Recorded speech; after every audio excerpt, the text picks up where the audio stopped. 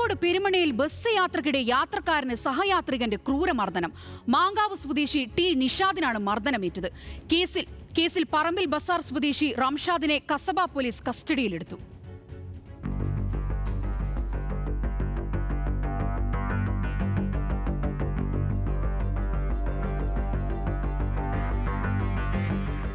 ഞായറാഴ്ച രാത്രി 9:15 പെരുമണ്ണയിൽ നിന്ന് സിറ്റി സ്റ്റാൻഡിലേക്ക് സർവീസ് നടത്തുന്ന സഹീർ എന്ന സ്വകാര്യ ബസ്സിൽ വെച്ചാണ് സംഭവം. പന്തീരങ്കാവിന് സമീപം കൈമ്പാലത്ത് നിന്ന് ബസ്സിൽ കയറി പിൻസീറ്റിൽ യാത്ര ചെയ്യുകയായിരുന്നു മാങ്കാവ് സ്വദേശി നിഷാദ്.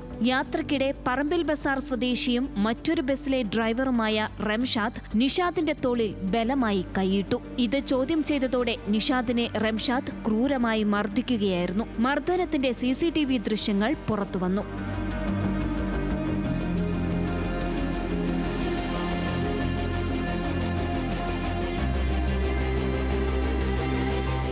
നിഷാദിന്റെ കഴുത്തിൽ റംഷാദ് ആഞ്ഞു ചവിട്ടുകയും മുഖത്തടിക്കുകയും ചെയ്യുന്നത് ദൃശ്യങ്ങളിൽ കാണാം. അവശനായ നിഷാദ് ബസ്സിൽ വീണതിനു ശേഷവും മർദ്ദനം തുടർന്നു. ഒടുവിൽ ബസ് കിണാശ്ശേരിയിൽ നിർത്തിയപ്പോൾ കയ്യിലുണ്ടായിരുന്ന മൊബൈൽ ഫോണും പോക്കറ്റിലുണ്ടായിരുന്ന 4500 രൂപയും തട്ടിയെടുത്ത് നിഷാദിനെ ബസ്സിൽ നിന്നും പുറത്തേക്ക് തള്ളിയിട്ടു.